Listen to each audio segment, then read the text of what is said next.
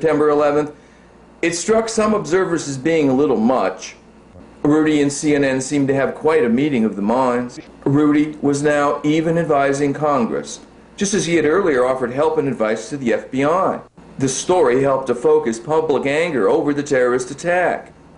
Venice residents like Ralph Hargis know that the arrival of the applications couldn't have stopped September 11th, but they believe a more diligent INS should have. Someone's dragging their feet somewhere. They let him into this country. We paid the price. Still, some people in Venice had other ideas about where the real blame lay. When people in town found out that these people had been in our midst right here, I mean, 3 of them. They wanted to go burn down the airport. The INS debacle left even mainstream reporters skeptical, if not downright embarrassed. Well, maybe I missed this while I was shaking my head, but explain again, because I read it. I'm not sure I understand what the INS is saying here. At some point, fairly recently, somehow these pages got stuck in an envelope and sent down to Florida. Now, did anybody look at them? Apparently not. You'd think those names, Atta, Al-Shehi, which are in the news, probably more than anybody's, would stand out. More hard-hitting American journalism. Before anyone pins any medals on Rudy Deckers, we think they should take a look at what people who know him have got to say. For starters, he has a pretty tarnished local history. Coy Jacobs owns an aviation business right next to Rudy Deckers at the Venice airport. He was operating a flight school, an unsuccessful flight school in Naples. He had some run-ins with the FAA. I think he had lost his license or had been reprimanded. Also, it turns out he's something of a deadbeat. Bob Mudge writes for the local Venice Gondolier.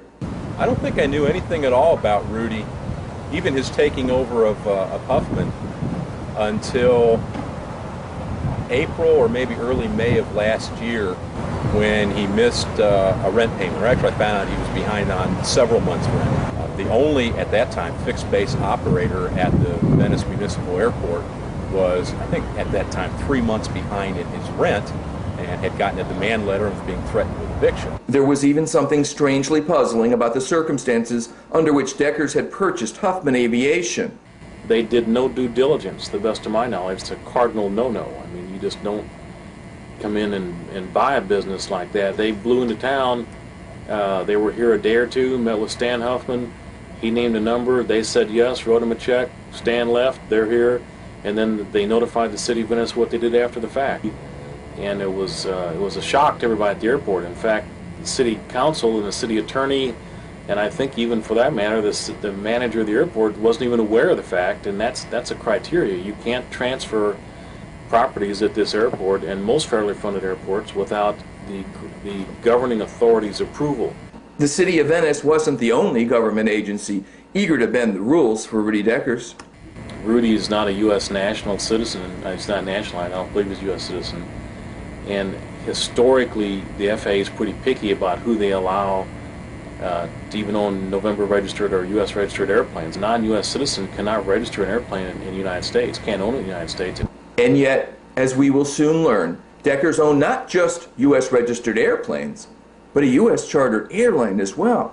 He was involved in the startup of Flair, I think it was called, which was Florida Airline, simply. And I know he had a lot of problems with that. I think it was briefly in service, but Flair's period of service was pretty brief. There's a level beyond which we don't really go into for a lot of reasons. We don't have the staff. Stories get beyond our scope. I've heard a lot of things about why that airline went into trouble, and that there were a lot of financial problems, and I've heard problems with people not getting paid. And I had some discussions with Deckers about that at some point, and he was blaming it on I forget who. And that's when we began to learn about Rudy Deckers' shadowy financing. And what I heard was just that he had a backer in Naples that was backing him financially. That the money that he had, that he, in a sense, flaunted, was not even his money. He was just the front man for the man that had the money. The only way I could explain it, and the only way it was explained to me, was that Rudy Deckers was running an unsuccessful business in Naples. He was not making any money. He had he didn't have the best of reputation. Somehow, Rudy Deckers' financial profile changed overnight. Just about a year earlier, he asked me for a ride from Venice to Naples, which is an airplane ride, which is maybe a 20-minute ride, and didn't have the money to buy gas. I mean, I said, yeah, I'll take you down there with one of my pilots if you buy the gas. He didn't have the money to buy gas for an airplane to go down and back. And then he shows up a year later and plops $1.7 million or $1.8 million or $2 million on the table as if it was paper money. Tom Hammersley was a chief flight instructor at Florida Flight Training, the other Dutch-owned flight school at the Venice airport. They trained the terrorist pilot at the controls of the plane which crashed in western Pennsylvania.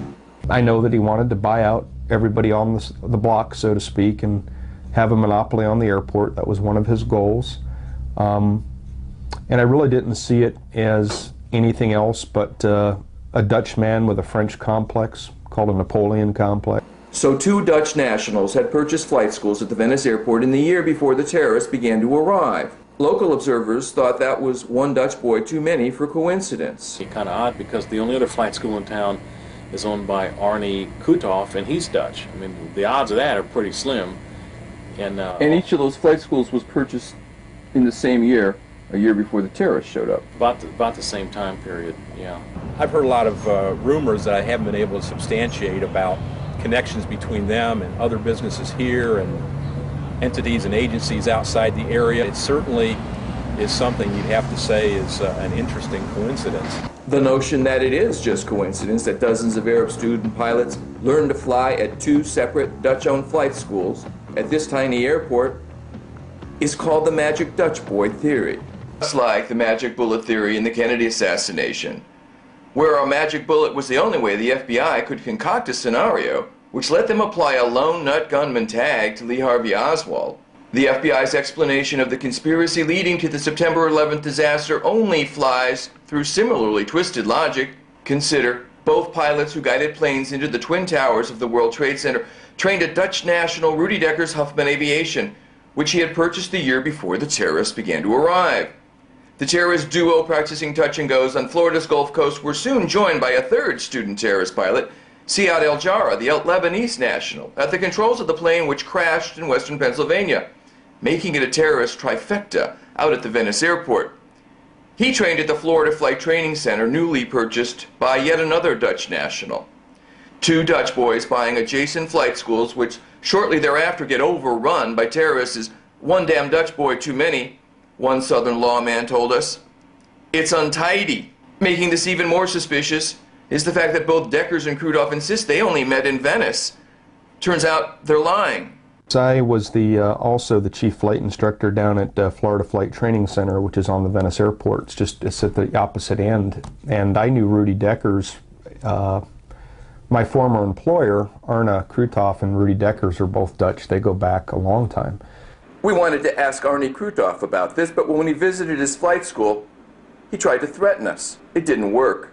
You're lucky to sit where you're sitting, because right now if you sat in Rudy's office, you wouldn't be. One common link between the 2 men is a German national named Pascal Schreier, who recruited students for both men in, are you ready for this? Hamburg, Germany. I know Pascal Schreier. I mean, I worked with him as part of Florida Flight Training Center.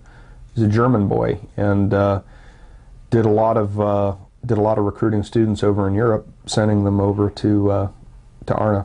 The 2 Venice Dutch boys run supposedly competing flight schools, but strangely, Pascal Schreier has been in business with both of them.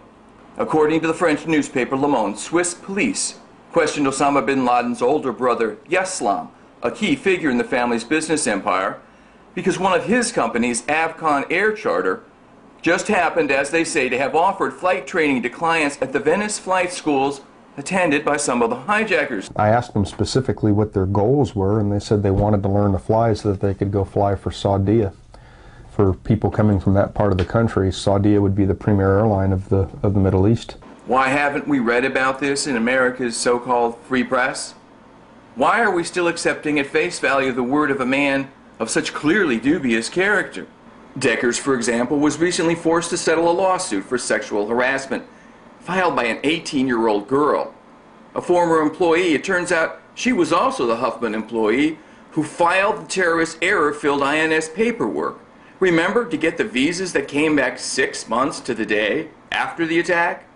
Perhaps she can be forgiven her mistakes, given that she was at that same time being distracted by the pawings of a middle-aged Dutch creep. You're aware of the numerous allegations of sexual harassment, for example. Yeah, I hear that. I mean, that's rumors around the airport. Airport's smaller community. It's like a small microcosm of society. Most airports are. And yeah, people, women leave, and down there, I've heard that there's been problems down there. So a man who gets his kicks by sticking broom handles up the backs of the dresses of 18-year-old girls who work for him was invited to testify before the Congress of the United States of America on preventing future terrorist attacks. Apparently no one